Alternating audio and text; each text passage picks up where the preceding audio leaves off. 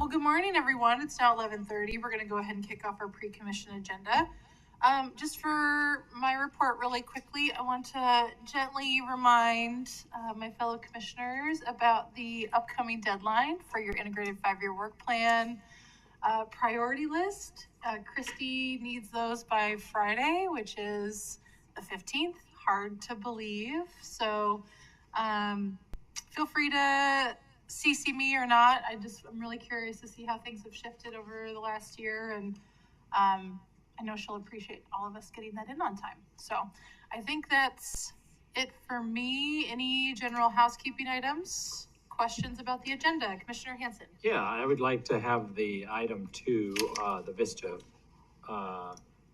deal put to the regular agenda. I think it's important that we discuss this. I'll explain why, but I was involved a number of years ago in an extensive analysis of Vista Avenue. A lot of research went into it, ULI study, Boise, the neighborhood, the business association, and I was excited to see this on the agenda last week, but nothing was attached, and this week there's absolutely no reference whatsoever to all that work that was done. So I just need that clarified, and if possible, hold off until we find out. Commissioner Hanson, are you okay if we just move that to the 3rd? That's whatever place is most convenient. Okay, I think we'll Thank you. That sounds good. Any other questions about the agenda? Madam President, if I could please, I would ask the commission if they would please defer on the regular agenda item number 1 to date certain 20 March. Next week. Thanks, Director. All right, so I think that's it. Director Wong. Hi. Well, Madam President, Commissioners, good morning. I'll be doing this from over here, maybe this week, maybe next week. We'll see how this all plays out. But anyway, several topics to share with you all. First off, tomorrow I want to let you know that I've been asked by the AGC to brief them during their annual spring kickoff AGC meeting. The topic will be the 2023 operational summary and a focus on the 2024 budget splits that I've already shared with all of you going forward. Anyway, also on Thursday, ACHD is hosting the Walk and Roll event for all advisory committee members, beginning at 4 p.m. at the corner of Alpine and Oahe. Commissioners, if you are planning to attend, please ensure that Stacy knows for quorum protocols. Next, all staff is scheduled for the 26th of March, and also at the Adams facility at 8 o'clock. All staffs going forward until we have the decant facility at Cloverdale up and running will be at Adams as we move forward. Then on 4 April, we have the IBR Empowering Women Awards, and the WTS Gala is on 17 April. And please let me know, Commissioners, if you are planning to attend the WTS Gala. I will remind you that we have 3 tremendously talented team members here that will be honored at that: Ryan Head, Shandy Lamb, Sherry Knaus for the Rayla Hood Award in Leadership, Women of the Year, and the Rosa Parks Award. So early this morning, Commissioners, I did direct maintenance to do a safety stand down today to focus on operations. We're in the middle of that change right now between winter and spring and summer operations, so things are new. And so we have lots of moving parts and new team members moving back and forth. So I really appreciate Jennifer and her team for taking the time out this morning and halting operations just to ensure that we're focused on everything we should be doing. Commissioners, we have a request from Ada County to supply 2 commuter ride vans to support the upcoming high-profile trial, Mr. Daybell, as we had done in the past for the prior high-profile trial. We are fully going to support that, of course, with your concurrence, but we will ask them to please not wreck the van this time as we loan them 2 more going forward. Some facts that I think you'll appreciate. Commissioners, we are 44% through the FY, and we've received 53% of the expected revenue. We've received over $85 million. And we've expended 77% of the received revenue, which was expended $66 million. So we are on the planning and execution spending curve, and all your teams are being very, very diligent about where we are and where we're going. We've also received $9.3 million in impact fee investment funds. And as you know from our last, from this budget, our target, our goal is 20 million. So we'll keep you posted as to where we are as we move forward. Year to date, Commute Ride has reduced 1,014 tons of CO2 and displaced 1,312,808 vehicle miles, and is currently maintaining 84 routes in service. We expect to add 2 more in the next week or so. Commissioners, both Adams and Cloverdale decant stations continue on track, and we do expect to have a collaborative solution with Garden City for Adams in the very near future. I want to thank our environmental team and, of course, our maintenance team for working very diligently across the board to ensure that we continue to remain in compliance and that we are able to use that facility as it was intended to be used for. Commissioners, year to date, we have expended $1,771,000 on ADA compliance. We've cleared 110 parcels, and we've maintained 466.67 bike facility miles. Year to date, we have completed 63 rapid implementation projects, 56 LPIs, and unfortunately, and sadly so, we have had 1 bike fatality on ACHD roadways. We continue to maintain an aggressive 13-day development application turnaround and a 45-day construction plan review turnaround. This is tremendous across the boards. We've also issued year-to-date 323 permits throughout Ada County. Commissioners, the overall PCI rating for ACHD's 5,371 lane miles stands in the very good, which is the top category, at 78. And very proudly, ACHD retention rate year-to-date is 97%. And we've hired 83 new and internal team members moving into new positions. And I want to thank HR for the tremendous job they continue to do in a very tough environment. Commissioners, just as a little aside, as you all know, we are seeing an increase in requested impact fee deferrals. And as a matter of fact, there is one on today's agenda. I will not speak to that one on the agenda. I spoke with Commissioner Pickering earlier, and I would like to just review the history of the Commission's actions on this topic to give you a general sense of where we have been in the past. During my tenure in the last 13 years, we actually, and I know Commissioner Goldthorpe, Commissioner Hanson will be well-versed on this. 2016 was actually our first in those 13 years of being approached to defer an impact fee. And that, as you can remember, was to fill that big hole down in Boise, which is now the Zions National Bank building. The city of Boise was very adamant. They worked very, very hard to bring in the appropriate construction for this, and they approached the commission with a request, and in the best interests of the city and such, the commission agreed to defer that impact fee. We've had several other major ones since as years have gone on. For example, the Gardner Riverwood, the multimodal center downtown, the Clearwater building, the Simplot World Headquarters building, the Brighton building, the 10 Mile Medical Office, the Salzer Healthcare, and the Kitty Academy and Meridian Daycare Child Care Centers. And of course, most recently, the Jackson Stores in Star. We've also had, as you know, several requests to defer impact fees for both affordable housing and multifamily housing. And Screw Tap Room and such as we move forward. So, Commissioners, as you are aware, and we're aware right now, there are more on the horizon that are coming towards you. So, as Commissioners Goldthorpe and Hanson have experienced, over the years, the Commission has been somewhat judicial and cautious in their deferral agreements across the board. Now the impact to the Ada County Highway District. For all of the above, ACHD, whenever we do this, we lose interest money as we are unable to bank the impact fee in advance. as an example, and this is just a generic one, for a hypothetical $600,000 deferral, which is about average. They go from 2 million to a couple back and forth. ACHE would lose approximately $66,000 of interest over a 2-year period, which is the normal deferral process for such deferrals. So just some food for thought. Although we do not have a formal policy on this, it may actually not be needed from a staff perspective, as the commission already has broad authority to defer impact fees based on the specific merits of the request.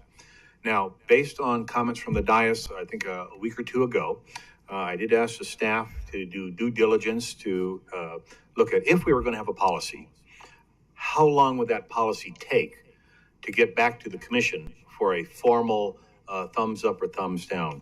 The most aggressive answer and the earliest would probably be in the mid-May timeframe, as we go through all of the partner, public communications and outreaches that we would have to do, and of course publication requirements for policy to go forward. So that's just setting a time frame. That all being said, and possibly for your consideration, a possible alternative may be to establish a commission intent for staff that has 2 focus points.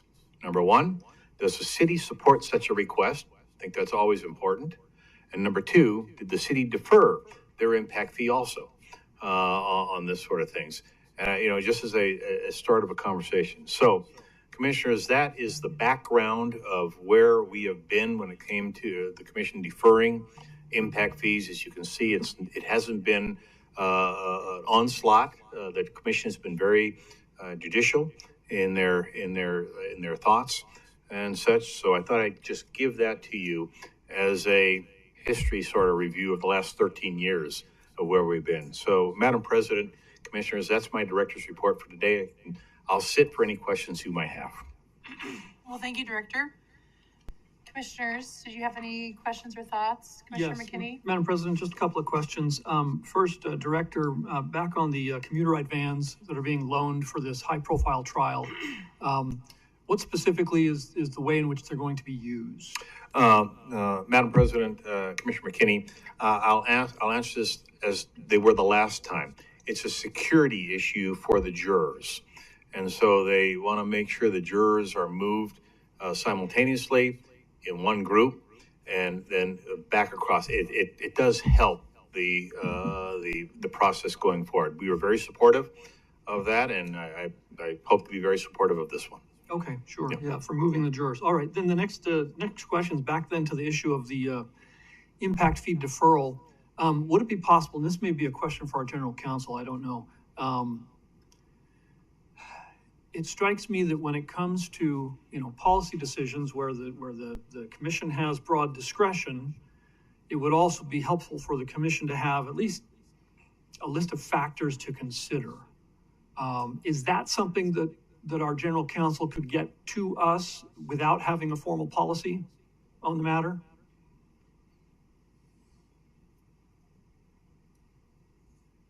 No, I'm going to make you walk all the way up there.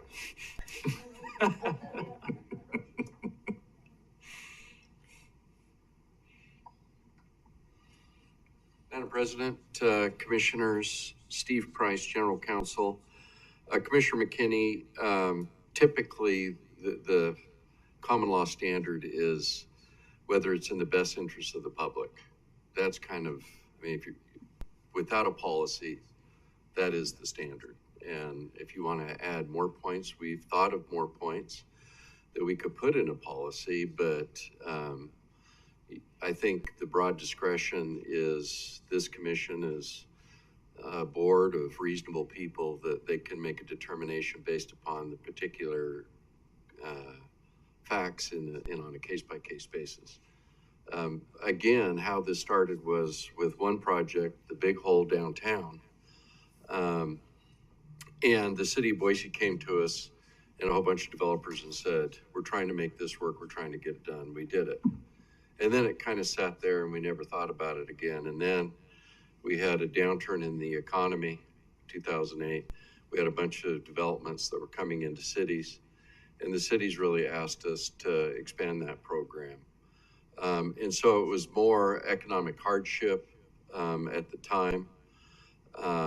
And there was a real interest by our municipal partners to help those particular developments, and we've done that. But now it's kind of spreading like wildfire. And now you have entities that do not have an economic hardship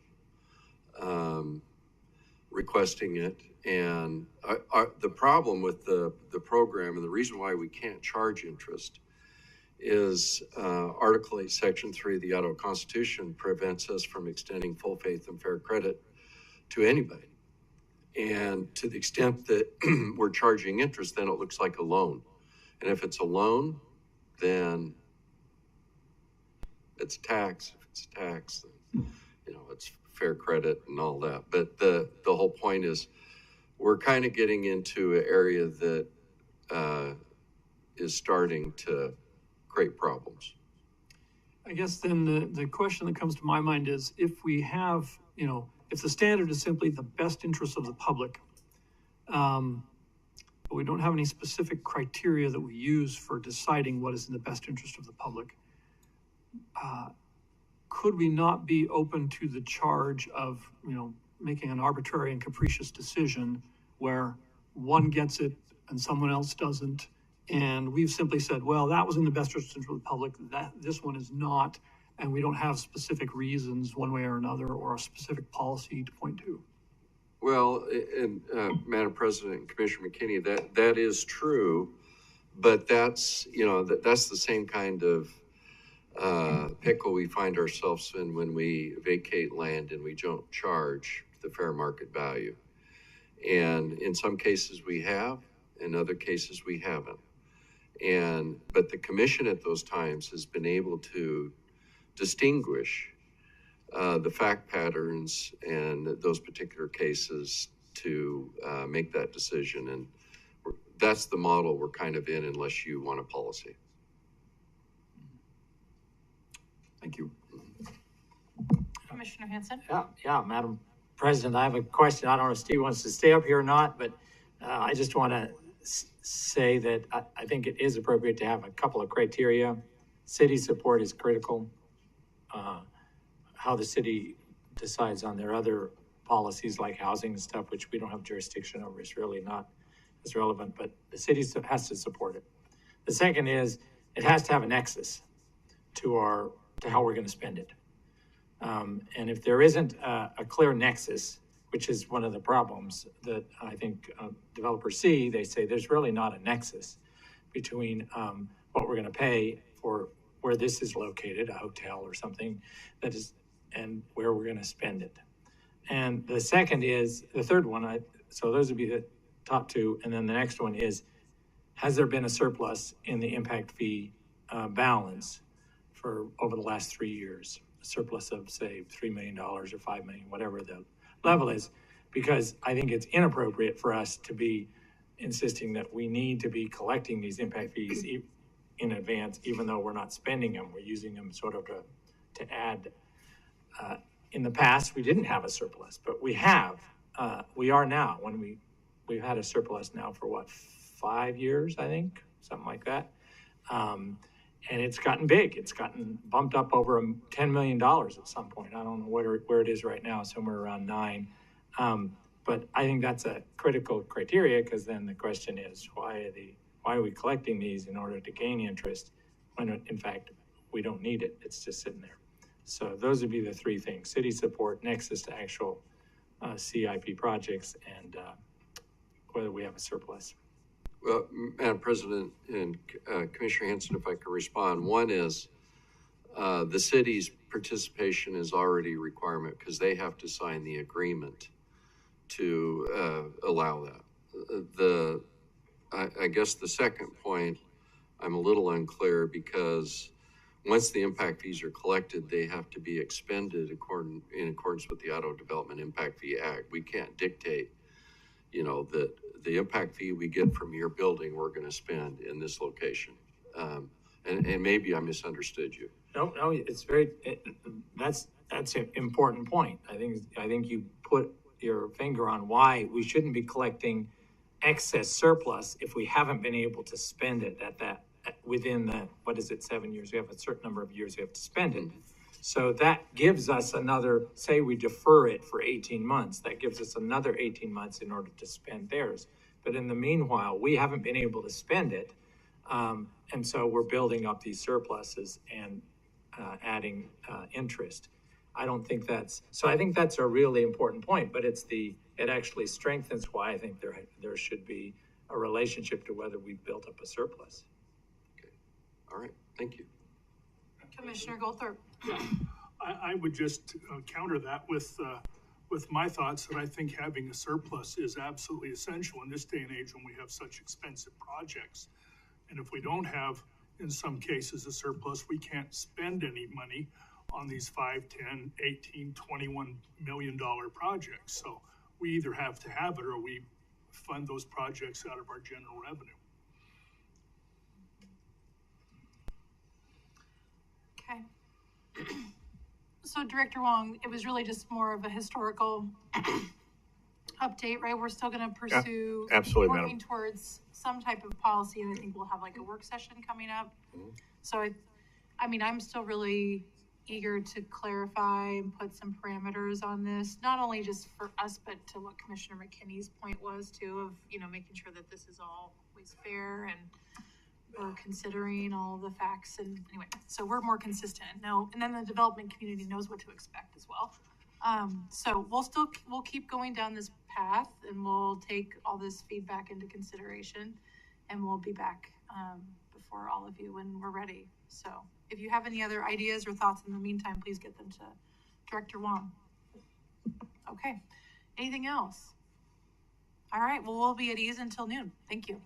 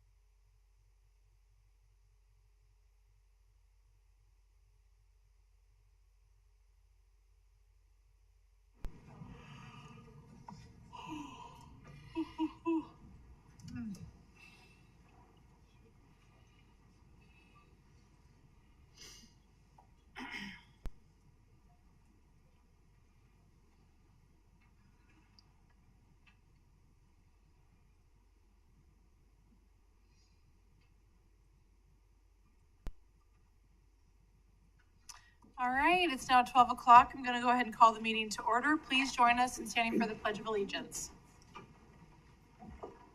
I pledge allegiance to the flag of the United States of America and to the republic for which it stands, one nation, under God, indivisible, with liberty and justice for all. Thank you. Welcome everyone that's here in person and those joining us online. The first order of business is to adopt the agenda. So moved. Second. It's been moved and seconded. Any discussion?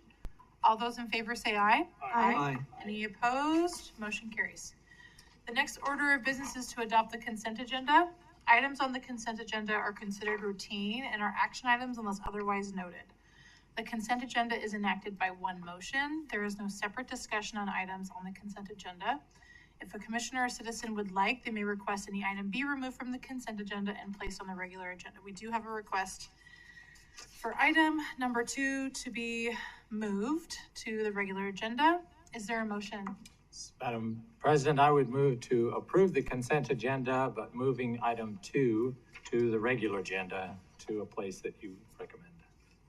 To item 3, is there a second? Second. So moved second. Any other discussion? All those in favor say aye. Aye. Any nays? Okay, motion carries. Thank you. All right, so moving on to the regular agenda, our first item is an order of condemnation for Fairview and Locust Grove. We've just, oh, Justin, you're coming up. Staff have asked for a deferral on this item. Thank you, Madam President, members of the commission. For the record, Justin Lucas, Deputy Director of Planning and Projects. Yeah, we did receive a request from it's not an applicant in this situation, the property owner that we're negotiating with on behalf of the Highway District for right-of-way acquisition to delay this for 1 week. We've had a recent meeting and we are in talks and negotiations, which we always are, but there was a request because they could not be here today. So 1 week, thank you. Question from Justin. So, Madam President, so you anticipate we will be taking action on a condemnation next week. It's not a question of it's going to be resolved without a condemnation. Madam President, members of the commission, Commissioner Henson, we always hope to resolve it. That said, it is not resolved as of right now, and therefore we would like to have this item on the agenda for next week. Okay, I just want to voice my concern. A point, maybe we can address it next week. It's a higher standard for condemnation because we have to basically make a determination that taking this private property is in the public interest. And at this point, I'm not persuaded by what's in the record today. It would be helpful if Meridian takes that position that the added benefit of 2 left turn lanes is in the public interest. And so from just looking, and I don't know if there's additional testimony that would be provided, but I do have a concern that it's in the public interest. So it's a high standard we must meet when we take private property and condemn it. Okay. Is there a motion to defer this item? Yeah, Madam President, I move that item 1, the authorization and order of condemnation for Fairview Avenue and Locust Grove Road, ACHD project 320012, parcel 22, be deferred to March 20th. I'll second that. Thank you, commissioners. All those in favor say aye. Aye. Any opposed? Motion carries. Thank you. All right, we're going to move on to item number 2. It's the impact fee deferral agreement for the AC Grove Marriott Hotel. This is a request for approval. Welcome, Megan. Good afternoon, Madam President and Commissioners. I'm Megan Anderson, the Impact Fee Administrator here at ACHD. Today, I've brought a proposed impact fee deferral agreement for the Commission's consideration. The project requesting an impact fee deferral from ACHD is a 296-room hotel, which is being constructed at 1011 West Grove Street in Boise. And we do have a representative from Givens Pursley here in attendance if you have any questions about the specific project. And as I noted in the staff report that was included in the agenda packet, City of Boise is not deferring their own impact fees for this project. City of Boise has adopted a deferral policy which is only applicable to affordable housing developments. So this obviously wouldn't apply there. And I'll stand for any questions. Thanks, Megan. Commissioner Hanson. Yeah, Megan, thanks. You probably anticipate this question. So this hotel is being built next to, actually in an urban renewal district, downtown on Grove Street, and right downtown Boise. But our analysis would have been the same based on the trip generation, the number of trips, type of trips coming out of it, if it was on Grove Street as opposed to if it was on, like, say, Franklin and 10 Mile. If this exact same hotel was being built with the same number of employees, same number of anticipated guests. And so then the calculation, in our calculation of what the impact fee would be the same, correct? Yes, we use the trip generation manual from the ITE, Institute of Transportation Engineers. So the calculation is based off of their standard average trip generation rate for a hotel. Right. So which is why we don't have an analysis, and we should. A hotel exactly like this being built at Franklin and 10 Mile would be adjacent to, very near CIP projects on Franklin and 10 Mile and very nearby. There are none, from what I can tell, on the CIP that are adjacent to or even within probably a half mile or a mile of this hotel. Is that correct? I believe that's correct. Okay, thanks. Commissioner Madam McKinney. President, thank you. Megan, just so that it's kind of out there for everyone, what's the amount of impact fees that we're talking about? Oh, yes, sorry. The amount that is being deferred, it totals $648,832. And are we requesting, what's the term of deferral that's being requested? 18 months? Yes, our standard deferral is 18 months.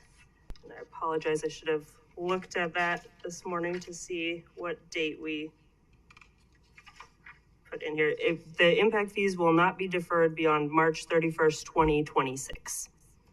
So it's basically 24 months. Yes, Right. Okay. yeah. All right, thank you.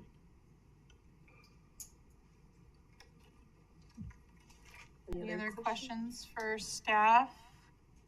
Okay. We do have Givens Pursley here. Does anyone have any questions for them?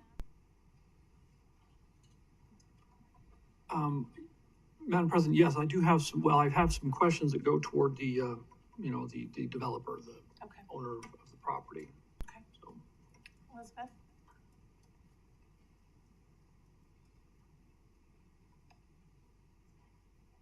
Can you introduce yourself first?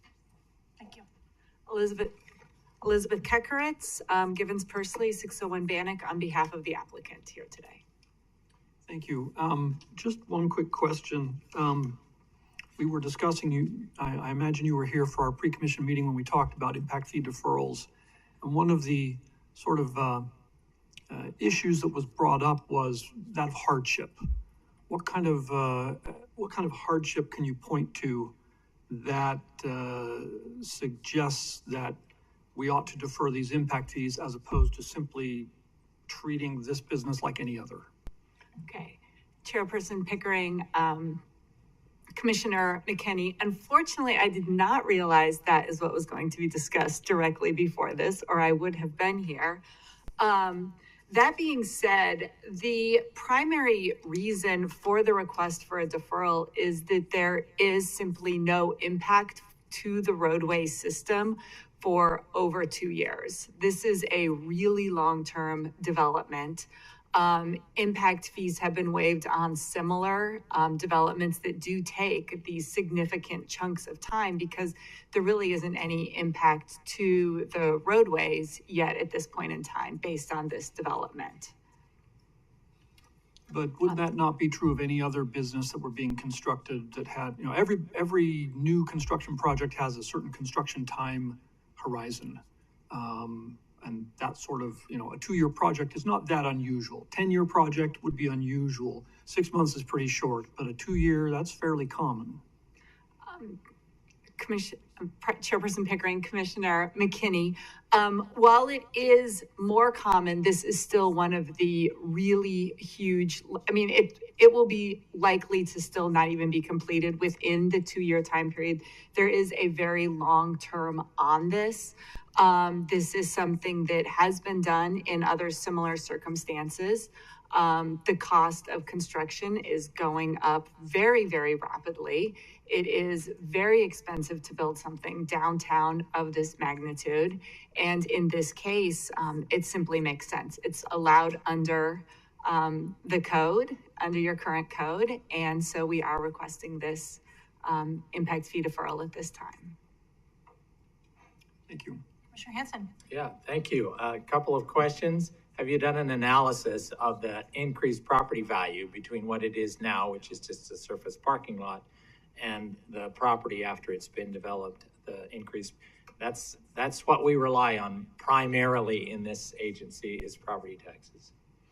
Okay, Chairperson Pickering, Commissioner Hanson, I believe that has been done. I was not prepared to speak Okay. about that today. I do not have it in front of me. I mean, is it safe to say it's significantly more than what it is as a surface parking lot? Right It is today? absolutely more than it was as a surface parking lot. Have you done an analysis on where the employees and guests of this hotel will be coming from, so that we know roughly what their usage of the road system is in the county? Chairperson Pickering, Commissioner Hanson, it's my understanding that many will be coming in from out of town. However, the developer is unable to be here today to provide further information on that. But it is a very large major hotel being built. And so it's anticipated that many will be from out of state. I anticipate that probably. And that Front Street and Myrtle Yes. are state systems. We Yes. don't. Thanks. Any other questions? Okay. Thanks. All right, commissioners, is there a motion? Yes. Commissioner Goldberg, excuse me, sorry, sir. Forfeit, yeah. Yeah, I enjoyed the comments, the discussion, the instruction, and it occurred to me that the costs of our not collecting this impact fee, considering our costs of construction for road, have been a matter of conversation here for a couple of years. In the extreme, those increases. I personally do not feel that it would be a great expense or hardship for this particular applicant to pay this impact fee. So I'm going to make a motion that we deny the request for approval for the impact fee deferral agreement. I will second that.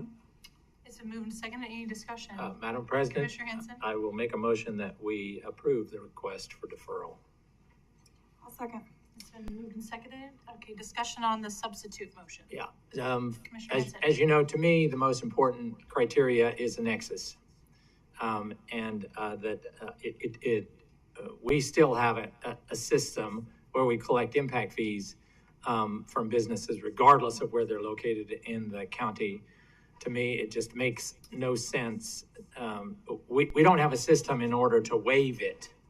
We have no criteria by which we can just waive it because there's no nexus or very little nexus to how that money is going to be spent. But we are still extracting it. This is a big one, but there's lots of little ones, and I'd like to see little ones come in, extracting an impact fee. The most important thing is that this get built and that the property taxes increase in value, because the improvements that will be made in order to deal with the impacts of this development have to come out of the property tax. The impact fees can't pay for them, because none of those improvements, none of those things that are being created, the demand by this development and adjacent developments can be paid for with impact fees. They're not eligible. We have a very, very narrow definition of what's eligible. And so I think this is an excellent example of one where the only tool we have is to defer it. And so we get a little bit of time so that a little bit of interest or whatever the value of those additional months are goes to increase the possibility that it gets online and those property taxes can be collected sooner rather than later. So that's why I think it's really critical that we do that. And I'm not worried. We have a surplus and we've had it for years, in our impact fee balance. Yeah, we're spending it down, but we can't spend it down that fast. Madam President, Commissioner McKinney?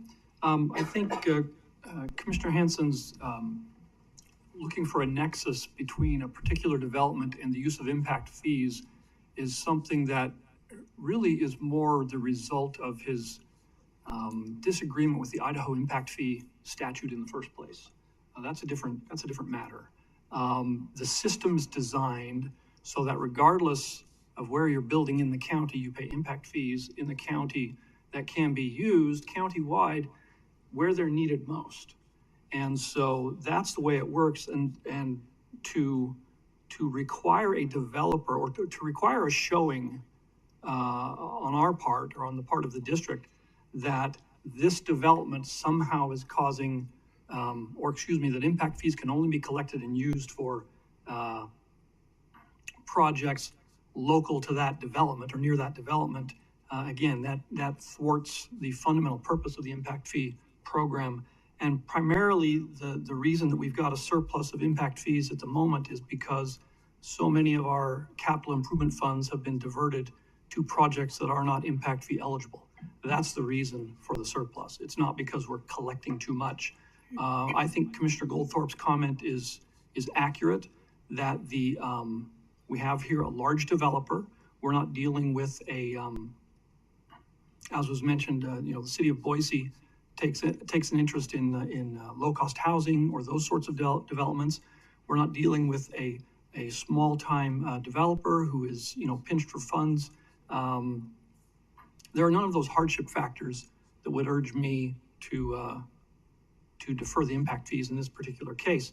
Likewise, in fact, the deferral would be against the public interest, and that's our standard. It would be against the public interest because, again, it would hamper the operation of the impact fee program for the Ada County Highway District. Commissioner Goldthorpe. Yes, and just to extend that just a little further, I would remind all of us and go on the record that we have projects, for instance, bridges in Star for tens of millions of dollars, bridges in Eagle for tens of millions of dollars, road expansion in Meridian and Boise for tens of millions of dollars, bridges and roads expansions around Barber Park, tens of millions of dollars. We will have absolutely no problem having zero balances or worse in our impact fees as we start to attack those projects, which we are this year. Madam President. Commissioner Gold. Yeah, I really appreciate the continued discussion, and I appreciate the director's comments at the beginning of the meeting. Application. I really can see, both sides of this issue, and I think that continuing this conversation and setting those parameters, as you said, we should do is important. I do think the piece about, as we discussed earlier, having the city's support and kind of aligning with their priorities on impact fee deferrals is an important piece. I did make the second to continue the discussion, but I will be voting no on the motion. On the substitute motion? Substitute, yeah. Okay. All right. Well, I'd like to ask staff to correct the record. So, Commissioner McKinney had said that impact fee revenue is being diverted. Can I have staff corroborate that or correct the record to state that that isn't being the case?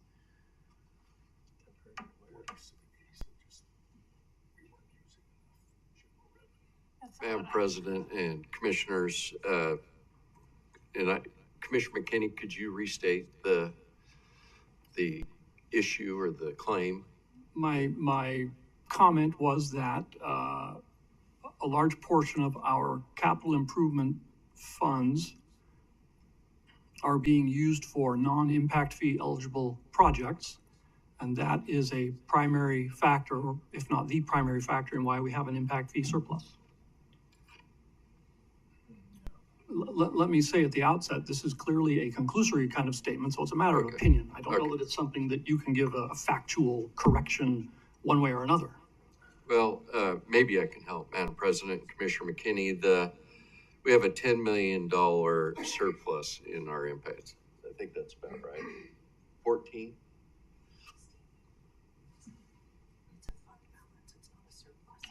fund balance. It's a fund balance, but they refer to it as surplus. So the point is that much of that money has been programmed to be expended in this fiscal year. So when you look at that, you can say, oh boy, look how a lot of that money's already been spent.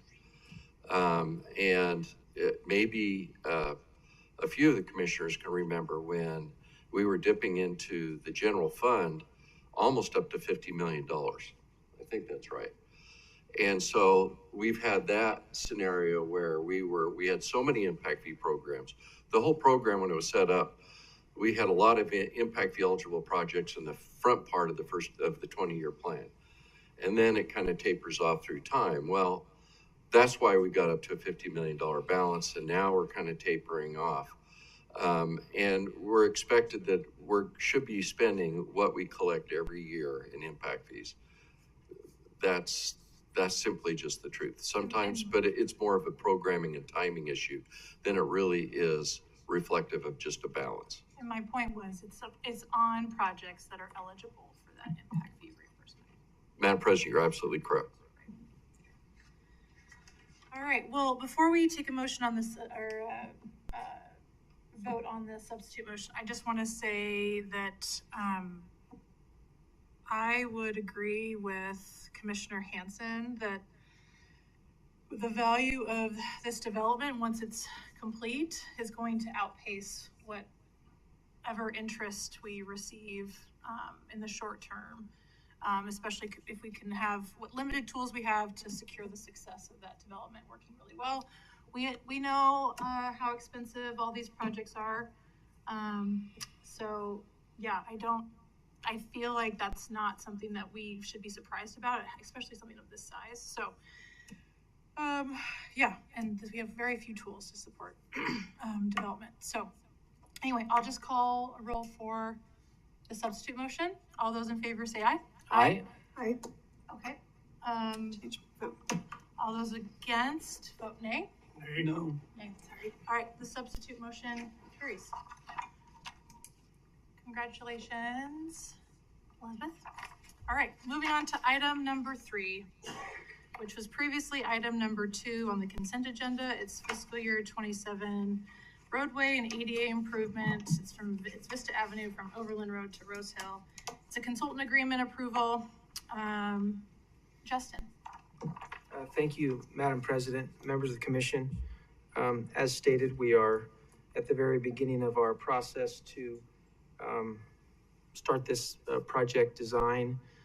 The first phase in that, especially in a federal aid project like this, is to get the necessary agreements with the consultant. And ITD plays a part in that because we have to follow their protocols when we're expending federal dollars here in Ada County. So I'm glad to answer any questions that you may have today about the contract or the agreement. Commissioner Hansen? Yeah, so thank you, Madam President and Justin. So saying that we are at the very beginning, obviously you can understand why that sounds odd to me, who spent many, many hours a few years ago and watching the city and ULI's money being spent basically analyzing designs for Vista. So to me, that's what laid the groundwork, ought to have laid the groundwork. And that's why I was making an assumption when I first saw this appear on the agenda, that was the groundwork for it. There's no reference whatsoever to any of that. So to say we're starting from scratch, I don't understand it. It feeds the cynicism that folks have that we spend money on studies that we then put on a shelf and ignore, and a few years later, people forget about them, and then we start from scratch and do the same thing and reinvent the wheel. There were a lot of people involved in that. There were a lot of public outreach, a lot of public meetings on what is their vision for Vista, and most of in fact, because of the heavy involvement of a depot bench and the Vista Business Association, most of the focus was on that segment that we're dealing with, the one north of Overland. So is there a reason why there's no reference whatsoever in the contract or in the scope of work to the work that's been done? And can we defer this until we amend this in order to make sure that that is included? and that the public input, extensive public input that was provided at that point informs how we then take the next phase of public input and start to develop design concepts. Madam President, members of the commission, and maybe it's just my faulty use of language. I didn't mean to imply there's never been any discussions related to VISTA before. When I said we're at the beginning of the process, I was specifically referencing the federal aid process that we are now entering into to do the engineering, design, and analysis that is required to prepare project plans and documents for the acquisition of right-of-way and then ultimately the construction of the project. To specifically answer the question about the previous discussions on VISTA, what I can say is it would be atypical for ACHD to reference those discussions within a document like this that is before you today. The reason it would be atypical is, to my knowledge, those plans or discussions were never adopted by the ACHD Commission. There was never any specific action, resolution, or decision that was ever made by the ACHD Commission related to the discussions on VISTA. And therefore, it puts staff in a difficult situation to try and reference something that has not been fully accepted, at least at this time, by the ACHD Commission. Now, fortunately, through this process, we will have ample opportunity to coordinate with the City of Boise, who's a core project team member. They are at every single meeting, at least they're invited. We will have an extensive public outreach process where many of the principles and ideas that may have been raised historically will have the opportunity to look at. I would also guide the commission to, let's see here. On the scope of work, page 9 and 10, there's two areas that we have specifically included in this scope of work, and going forward, we anticipate will be included in all scopes of work for ACHD. The first one is ACHD standards, guidelines, and commitment to context-sensitive design solutions, where we clearly state ACHD is absolutely committed to considering the adjacent land use and the context of every corridor in which we work. And I can quote some of this. It says, ACHD is committed to context-sensitive design and context-sensitive solutions. These principles recognize that a highway or road itself, by the way it is integrated within the community, can have far-reaching impacts, positive and negative, beyond its traffic or transportation function. Project elements such as design and operating speed, land use context, property impact, safety for all users, and public input shall be carefully considered as part of all project designs.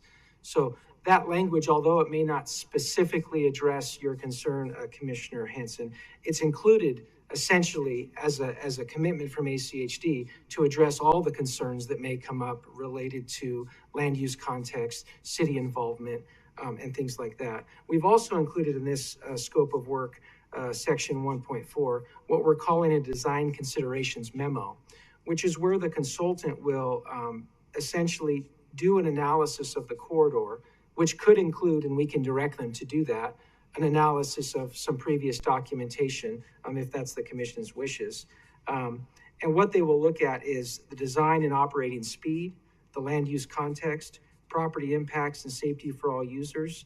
And they'll produce this memo in draft form and then final form, which will be carefully reviewed by ACHD staff and the core team, which includes the city, to ensure that we've captured all of the issues that may come up early in the process. This design consideration memo happens early in the process.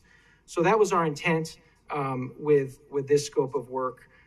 This is a lengthy process through federal aid. We're in fiscal year 24. Construction is not scheduled till fiscal year 27. So we anticipate lots of discussion along Vista Avenue and the corridor in coordination with business owners, property owners, certainly the city, and any other stakeholders that choose to engage us on the project. Thanks, Justin. Commissioner Henson? Just want to take issue with, they weren't discussions.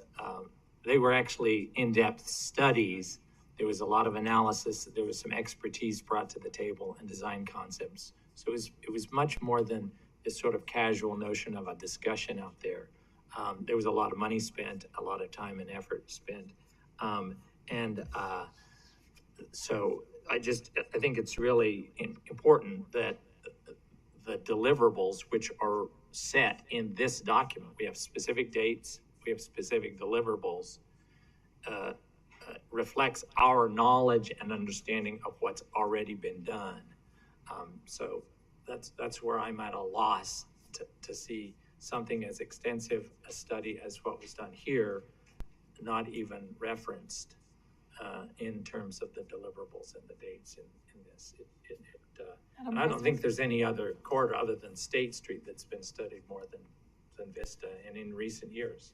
So Commissioner Hanson, would you be satisfied with, an amendment to the contract, just referencing and analyzing those studies?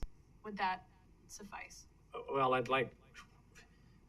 don't know, because this is the first time this has come up. So,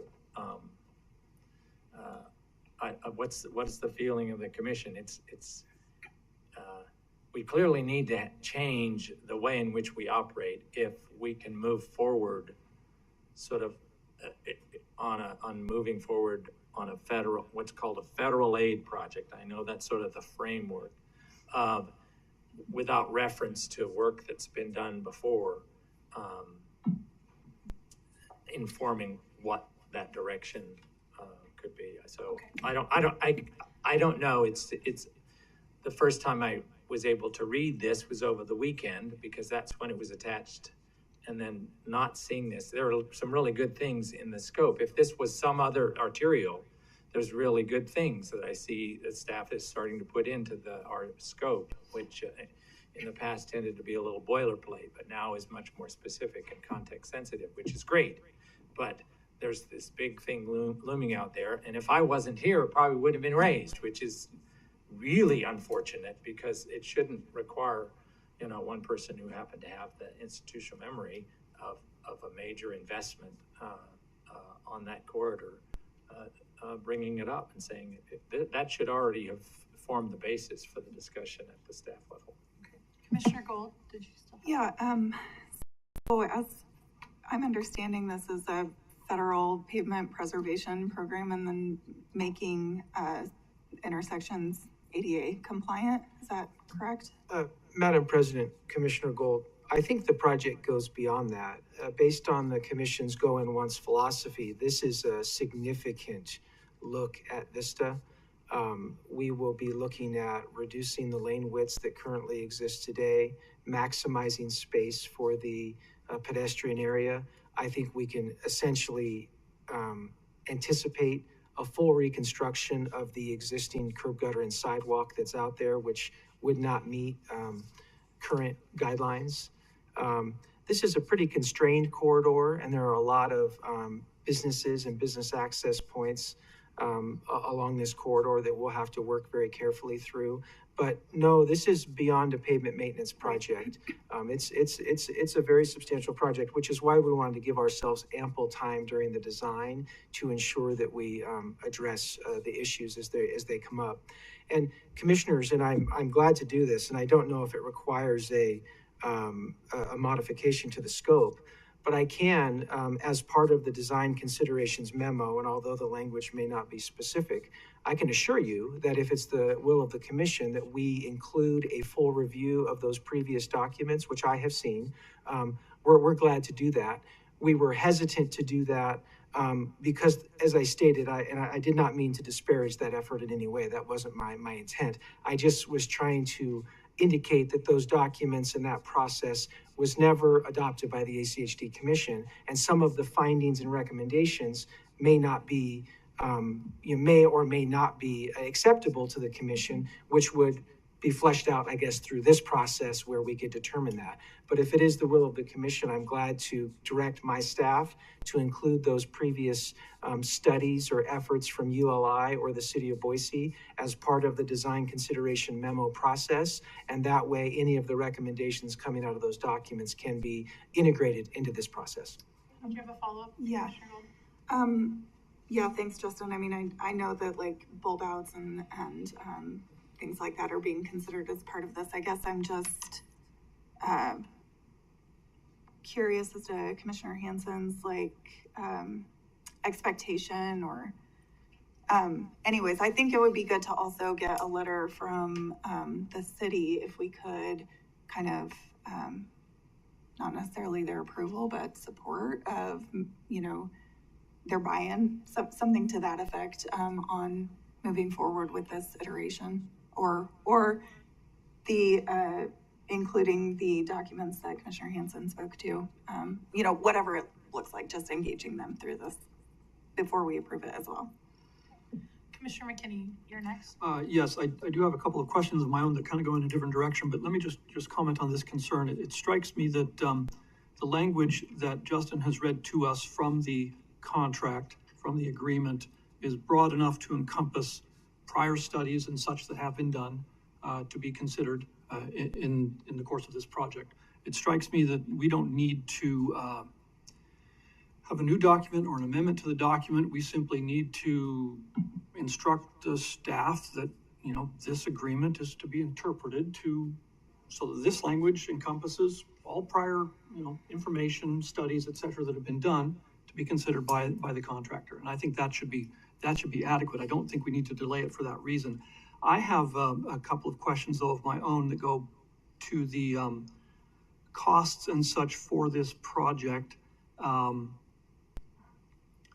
The contract amount is significantly higher than the original estimate and what was budgeted for this project. And I guess I want to get a little bit of a sense for, it's indicated as a federally funded project, and yet all the documents seem to suggest that we're paying the full dime. Can you explain to me how the costs are being allocated for this project, who's bearing them, and so on?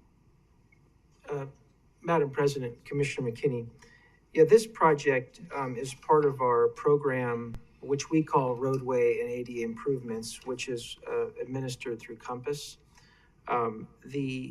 Essentially, the cost to ACHD for these projects, the design, right-of-way, and construction, is 7.34% over every phase. So when we set our budget for this project a few years ago, and that goes through the Compass process also, there was probably the costs have gone up substantially since then, which is why there's a discrepancy. But I believe we've secured the funding. Yeah. So at Compass right now, there's $1.4 million that's been allocated, and staff was able to successfully secure that funding. So essentially, ACHD's portion is 7.34% of the $1.4 million, which is essentially obligated at Compass. And so ACHD's costs are not going up, just that amount of the match. Okay, so this $1.2 million for design services. So bottom line is, how much of that are we paying versus how much of that is coming from the grant? Yeah. Got it. It's $93,110, which is 7.34% of the $1.2 million. Okay, so for these design services, we're paying $93,000. The rest is coming from a federal aid grant. Okay, Correct. All right. That I saw those numbers in the report. It was just a little bit unclear to me how they all worked out together. And Christine did just clarify this and brought this to my remembrance. The way it works in our budget for these specific projects, we actually budget the funding and then we submit reimbursements to essentially to ITD for the design of the project. So we front the money, we pay the invoices, and then we submit for reimbursement, which is why from a budgeting perspective it looks odd. We show it as an expenditure, but there's also a revenue side for this specific project. Okay. Yeah. And so then that's for the design, and then for the construction phase, how are those costs to be allocated? Those costs will be covered once again through the Compass process. And so a project like this, the construction cost could range probably between $8 to $9 million. And that money is allocated in a future year through the Compass process. Construction works a little differently from a budgeting perspective, where we do not budget for the full amount of construction in our budget. We only budget the match for construction. I got the So- thumbs up on that one. Okay, so for construction, our match is likely to be in the range of, I don't know, maybe $1 million or something a little less than that. Correct. Okay, all right. Great, thank you very much. Commissioner Goldthorpe? Yes, it occurs to me, not having quite the good institutional memory that Jim has, but remembering when we had the ULI, the city of Boise was involved, we were involved, VRT was involved. I would just love an agreement to, whether it's watching the meetings that we had back then to understand what was said, to taking their reports and having parametrics utilize them with what they're putting together for us.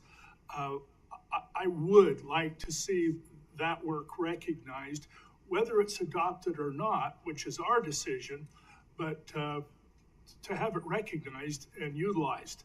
And all I want on the record is for someone to say, yeah, we'll do that. Then we can go ahead and approve this. President Pickering, Commissioner Goldthorpe, yeah, we'll do that. Okay. Commissioner Hanson? Madam President, thank you, Justin. I think that's really important that it should inform our work. These were concepts that were developed that people felt very deeply about. It wasn't at a point where it was a design that could be adopted. So saying we didn't adopt it really isn't.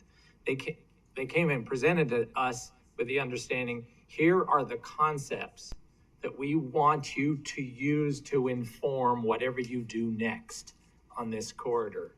And that's what I want to see. It is informing what we are going to do next, both with federal money and with the property taxes that we're going to be spending of those folks for the match that comes through Ada County Highway District. Thank you. Well, I think I'll call for a motion then. I'll do it. Commissioner Goldthorpe? I would move that item number 3 be approved, which is the FY27 roadway and ADA improvement for Vista Avenue from Overland to Rose Hill with the consultant agreement approval as well. And I'll second that if it's specific that we include that it shall be informed by the studies that were undertaken by the city of Boise and the Urban Land Institute. I think we got a big yes on that. Okay, All right. I'll second that with that Okay. addition. All those in favor say aye. Aye. Any opposed? Motion carries. Thank you, Justin.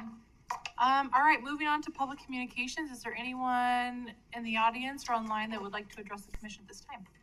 Yes, sir. Come on up. Please state your name and address for the record, and you've got 3 minutes. How many? How much time? 3 minutes. 3 minutes, okay. My name's David Roush.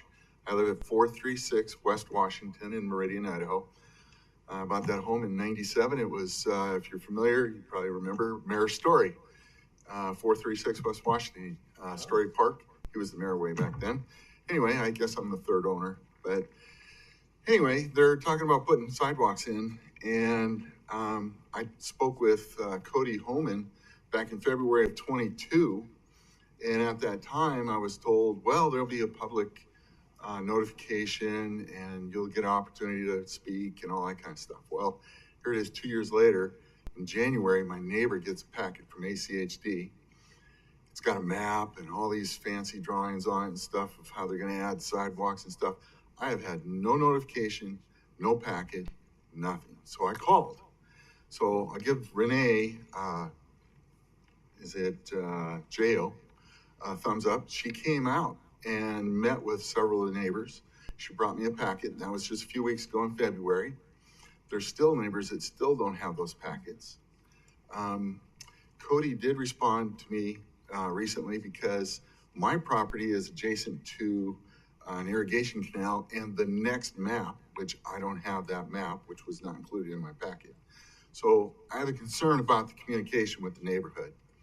Now I know I did go to a meeting in Meridian with the Meridian City Hall, and ACHD came out.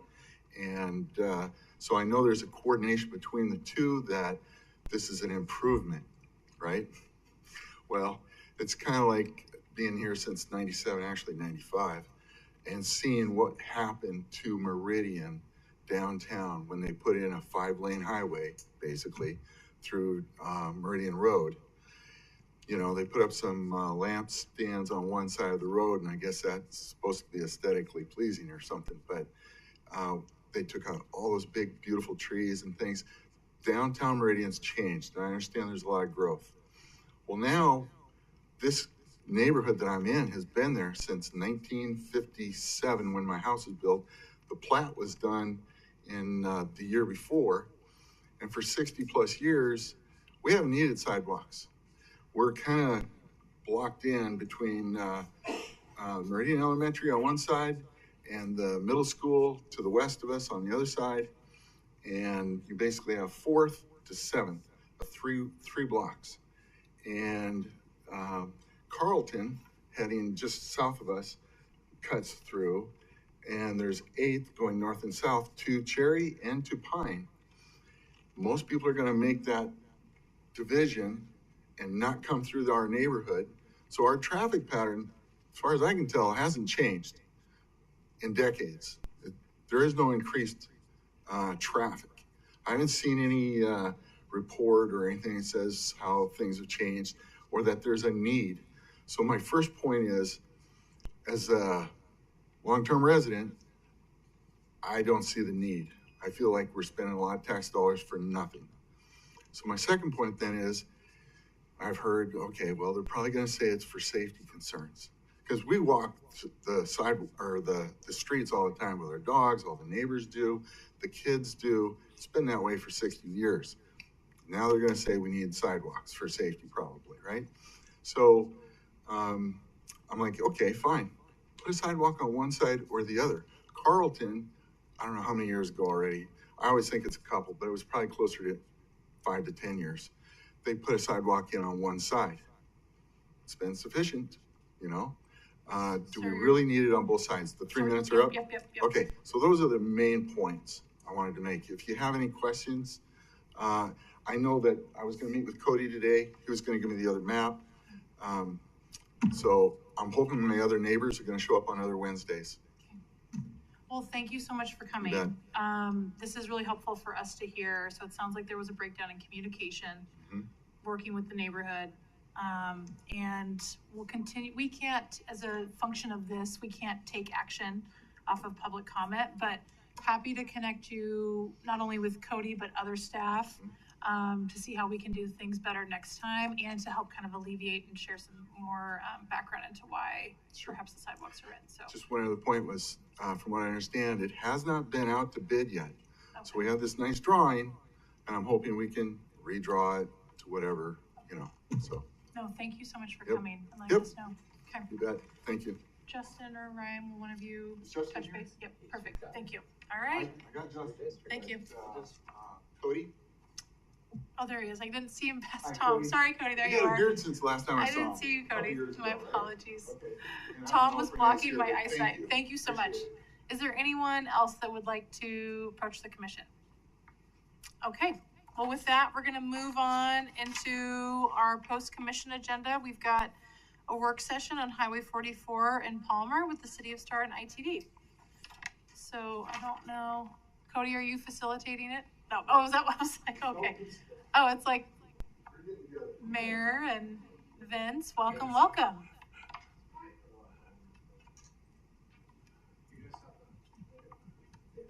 Have we?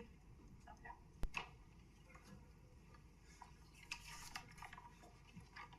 We ready to go? Yeah. Awesome. Well, thank you, commissioners and Madam President, for allowing us to come in here today and chat with you. First of all, I just want to give a couple props to two people that have been helping us a lot in Star right now, and that's Aaron, our liaison, and Miranda's done a great job meeting with me every month to try to figure stuff out. So this is part of that figuring out. Thank you. So help me out here. So we're here to talk a little bit about the Highway 44 and Palmer Lane intersection on the need to signalize that intersection in Star. My purpose of being here is this. Typically, we try to throw these back on the transportation agencies to do this, but my plan is to try to do a 5-way partnership with all 5 entities to get this funded and paid for. We've had some great meetings, I think, since October or so last year, with your staff, with ITD, City of Eagle, Ada County, Commissioner Beck has been involved. Miranda has been there also in our city to try to get this done. As you guys all know, Star is experiencing and Eagle, actually, that whole area is experiencing some serious growth, and it's not slowing down anytime soon. I will just tell you, you would think that with higher interest rates and higher building costs, home building would slow down. We had a record month last month. We had 133 new home permits in the month of February in the winter come in. And so, and a lot of it is in this area as well that we're going to talk about a little bit. Are you clicking it for me? Is that what you're doing? I was like, wow, that's crazy. So within 1 mile, we have a lot of new developments. And actually, I don't know if you guys want this. I have a bigger printout if you want to look at it, or if you just want to look at it on the screen. Oh, I mean, We got it that online map too. You're good? Yeah, Okay. it was sent to us. All right, I'll send you a bill for those then. oh, thank you. Thank you. Oh, you do have that packet? Well, here. That, Yeah, if you want to just, yeah. if you don't Oh, mind, you let me got a hand hard it to you, copy because too? it's just a little bit bigger than what's in that package. Okay.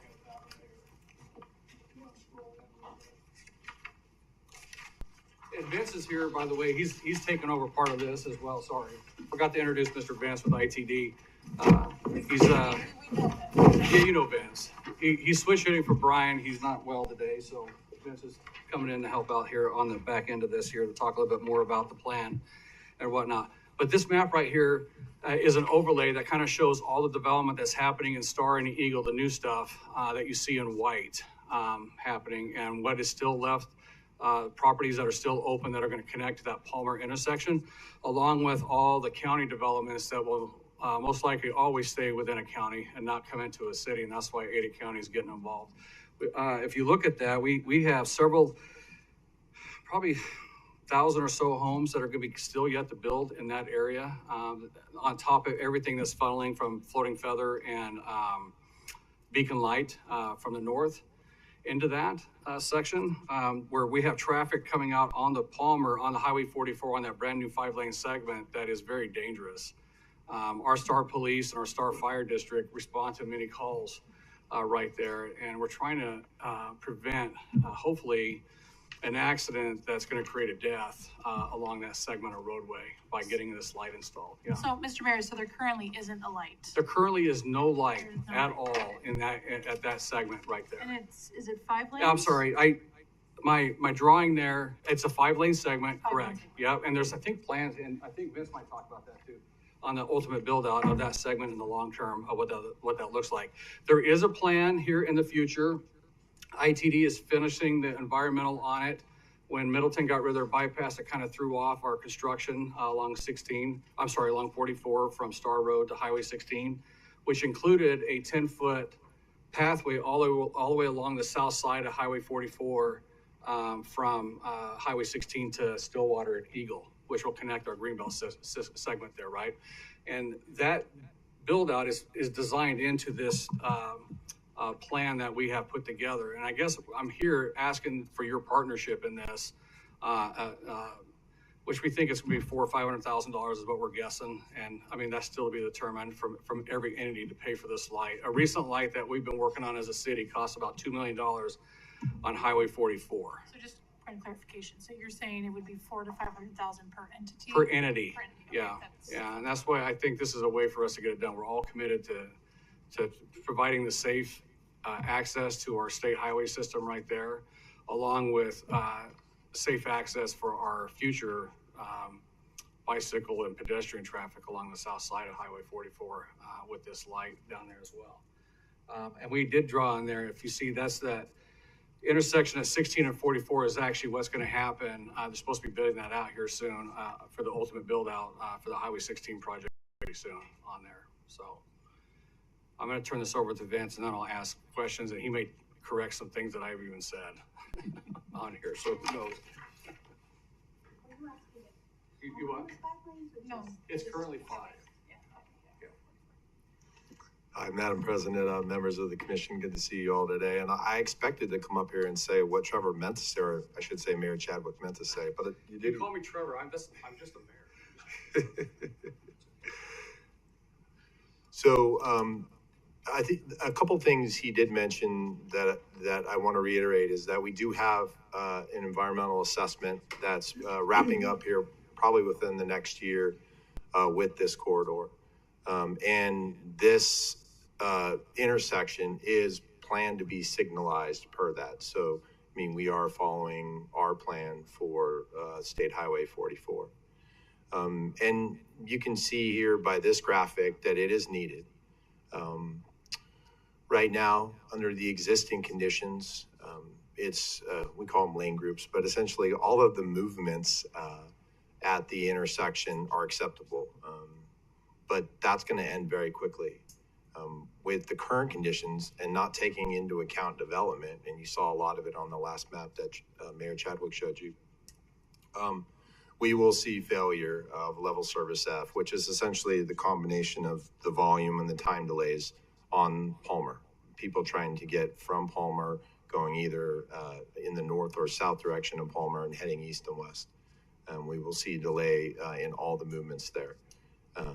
Of the level service F, which essentially in transportation terms, you've heard the term breaking the intersection. I mean, essentially it will create a gridlock at times trying to get onto the highway. As a user of that intersection, I can tell you on Sundays going home, using Palmer, even turning right is difficult. You really have to step on it to find a gap in traffic and go. And another important piece of this is that as a part of the conditions of access for the Eagle Christian Church, which is a large church that has large services on Saturdays and Sundays and a lot of traffic in and out of the church during the week, we have told them that once this signal is in, they will no longer get access other than right in, right out at their main entrance onto the highway. So this is key because we need to upgrade this signal to accommodate that as well, at least on the southern side. And as you can see on the northern part in that graphic, that's where a lot of the development traffic will come from.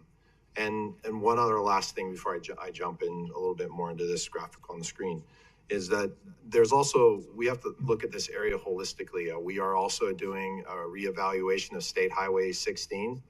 And given the fact that the new 5 miles of State Highway 16 will bear a full freeway down onto the rural section of State Highway 16 north of State Street or north of 44. And we really need to all work together to create the access from the state highway to the local roads. And this intersection will be key to that. So it's something that, you know, I think is of interest to all of us. Madam President, Commissioner McKinney. before we move on, can I just ask for clarification? The church that you mentioned, can you show us on the map where exactly that is? What's the location of that? If we want to go backwards, do we have a pointer here? Mouse. You want to point out there? Yeah, it's can't right see that, Trevor. there. It's right underneath that, where it says Junction Crossing, 48 Which- apartments. It's right underneath that Oh, okay. segment right there. Okay, South of. so it's It's right there. fairly large. 44. I believe they have about 4,000 members. Oh, it's a little bit easier for them. It's a huge church with many, many services all. And so your comment is that right now they have full access, Yeah. but in the future it's going to be restricted to right in, right out. Right here where I have the dot, that's their primary access in and out. They have access here as well at Short.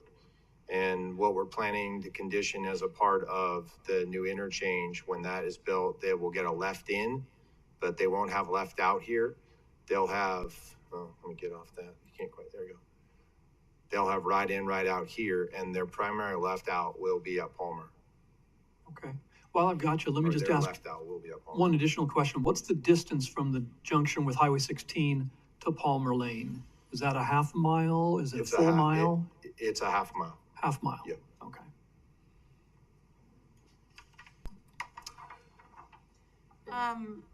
Vince, have you gone, I don't know if this is later on in your presentation, but have you done a cost assessment of how much it would be? Or is this just really a preliminary, like this is what we would like to pursue and collect that deeper analysis of actually how much it would cost later on? Yeah, Madam President, we haven't costed this specifically. I mean, I think what Mayor Chadwick mentioned is generally the cost of a signal right now is somewhere around $2 million. So that's what we're going with, but we haven't specifically costed this. There will be a right-of-way acquisition that needs to happen on both sides of the highway at Palmer to accommodate new signal poles. And if you could switch, I think I talked about this. The one other thing I want to mention on this slide is the crash stats. So since 2010, there have been, within the footprint of this current intersection, there's been 19 crashes, but 14 of those have happened in the last 3 years.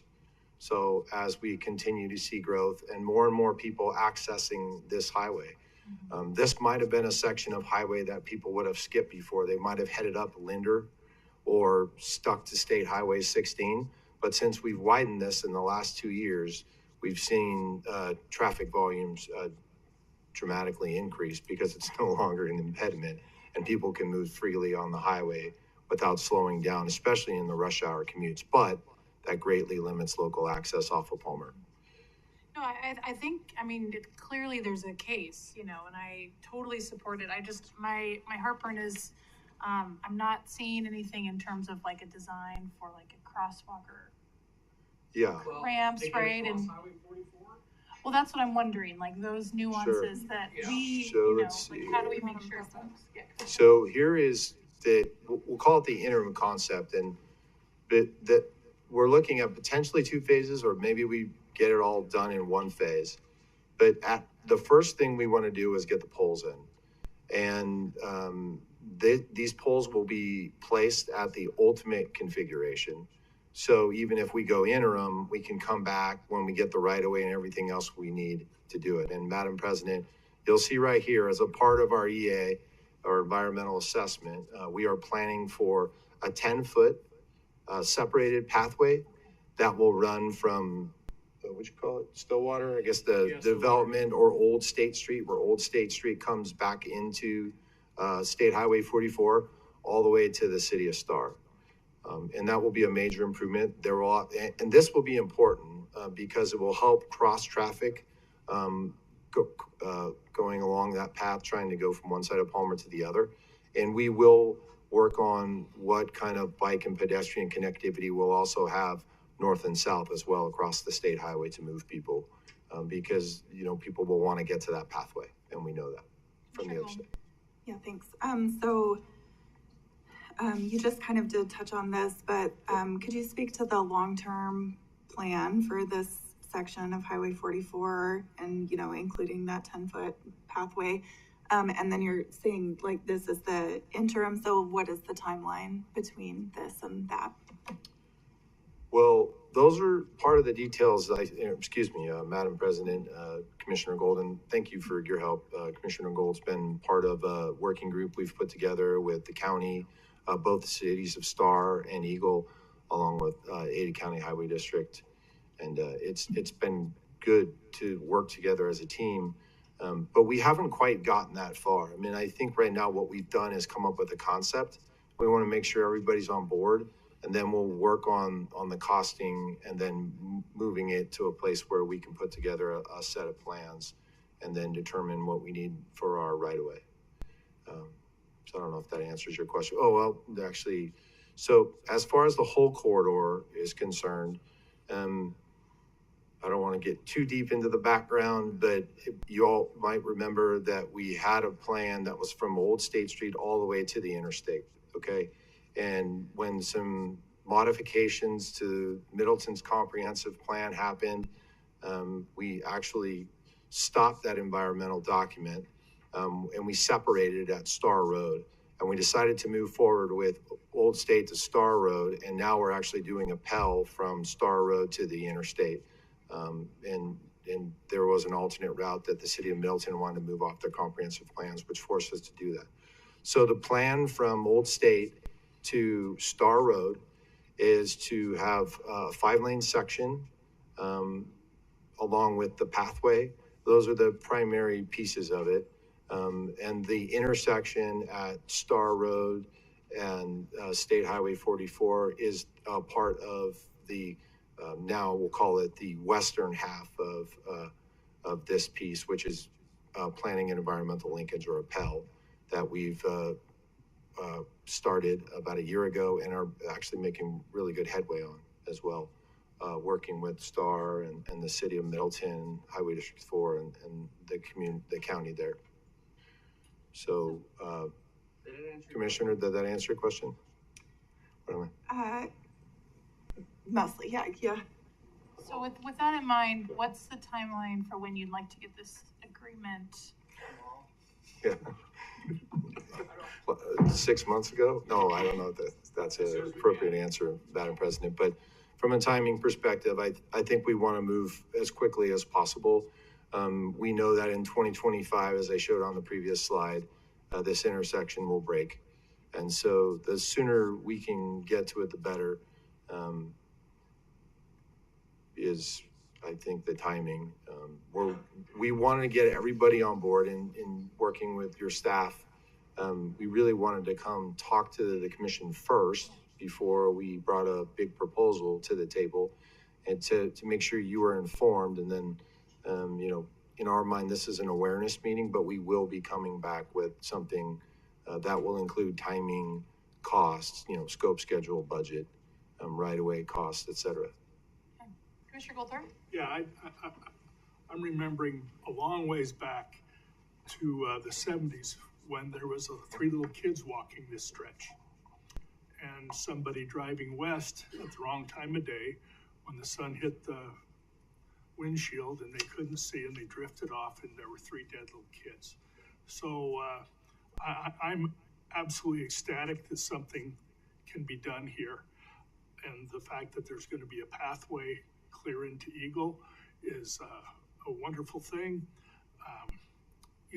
I know people haven't accused ITD of being really pedestrian sensitive until lately, and that's a great thing. So I'm just being, facetious here, but I want to see this go forward. So the sooner you get back to us, the better. I just want to add something to your question about the crosswalks thing there. The city of Star right now is currently going through we have a consultant on board working on a master pathways and trailways plan, east, west, north, south, for our entire community that will connect to this Greenbelt system. Just so you're aware, right? The unique thing about Palmer is a dividing line between the city of Star and the city of Eagle. So the east side of Palmer is Eagle, the west side is Star. And so we will definitely have, and I think Eagle's doing the same thing, like detached sidewalks and stuff going up Palmer to get to that intersection, and then have another series of pathways and connectivity to that to get to this Greenbelt system, which is actually going to connect all the way to Star Road along the river that we preserved as a city and already got a grant for that did a study on that. So, I mean, this is key in reality to getting this connectivity on 2 fronts, is getting the safety of the vehicles in and out and the pedestrians all up and north, east and west in our communities, in all of our communities, really. Ada County, City of Star and City of Eagle, because we all have residents in those areas right there. So, yeah. Yeah, I think, excuse me. Thanks, Mayor Chadwick. That's really helpful. I think if we're going, and that's just speaking for myself, super supportive, but just want to make sure that, going in once, right? We're thinking about, to your point about, we'll put the the arms where the future development's going to go, but also planning on for all users, right? So just making sure that those elements are going to be part of that process, and part of that concept. So that's my only big piece that I want to make sure that we're thinking about. I mean, I think we still have future discussion on exactly with your staff on how Palmer's going to look coming into this anyway, with turn lanes and all that. The private landowner that's on that northwest corner of this is all on board. I mean, so getting easements from some of these landowners won't be hard. We have one that may be a challenge is all on that, but everybody else is on board with this. So whatever the ultimate build out is that your staff recommends for the Palmer coming in either direction, is what we're gonna end up doing. That we can plan for, sure. Okay. Commissioner Hanson? Madam President, yeah, thanks. I appreciate you bringing this, the sooner we can get appropriate signalization on state highways that are anticipated to be more urban, the better. There are state highways in older urban areas that we still need signals on. I really want to see those move because they're in cities. And we anticipate this to be much more urban because the plans are right in front of us. And while they may not meet warrants today, we know that that need is going to be there. And to time that with the development makes a whole lot of sense. Just want to point out these, the impact fees aren't going to pay for this because this isn't impact fee eligible. It's on a state system. The state is asking for some contributions. So it'll come from and it's number one priority, I assume, for STAR. It'd be great if it could be way up on the list for Eagle and the county too, because the list from our cities is due this week. I think we already have your list and it's already up there. So Star Road is my number one priority, and it's just to be clear. Oh, okay. However, this is a top priority. I will tell you, the city of Eagle did have a discussion about this last night in their council meeting as well. So it's a priority for them as well over there. So everybody's on board with what's happening right here. Yeah, and you sat through the discussion. We have this limited pool of property tax money that we can use to spend on things. And, when we want to spend your property tax money on your top priorities, the Linder overpass for Meridian's a top priority for Meridian. And so we totally get that. And the process of moving this forward, shouldn't be too difficult. So, Commissioner Gold? Yeah, I just want to thank Mayor Chadwick because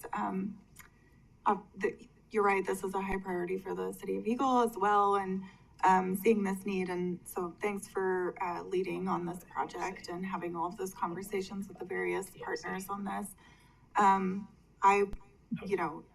I will just echo those comments that this area is changing. And so with a lot of new residents, there's going to be a lot of users of all ages and, abilities. And so I think continuing toward that goal of making this pedestrian and bike friendly as well is good. So. All right. Commissioner McKinney, did you have any other thoughts? I do actually have a couple of remaining questions, just to clarify a couple of things. That's the previous slide where you showed the acceptable versus not acceptable. No, the previous one. There we go. Was this based on a signal warrant analysis, or was it simply based on a projected 2025 traffic volumes and an intersection analysis? Is that what this was? Yeah, it was an intersection analysis as a part of the traffic study that we did with the State Highway 44 environmental assessment. Okay. So and that's been done within the last year. And so the acceptable versus not acceptable delineation, did that follow the protocol that a level of service D is considered acceptable and level of service F is not? Is that where that dividing line is? Is that what? Because now versus 2025, that's only a 1 year difference. So to go from mostly acceptable to mostly not acceptable in 1 year tells me that we're fairly close to that division line. Is that a fair assessment? We're very close right now. I mean, like I mentioned, Madam President, Commissioner McKinney,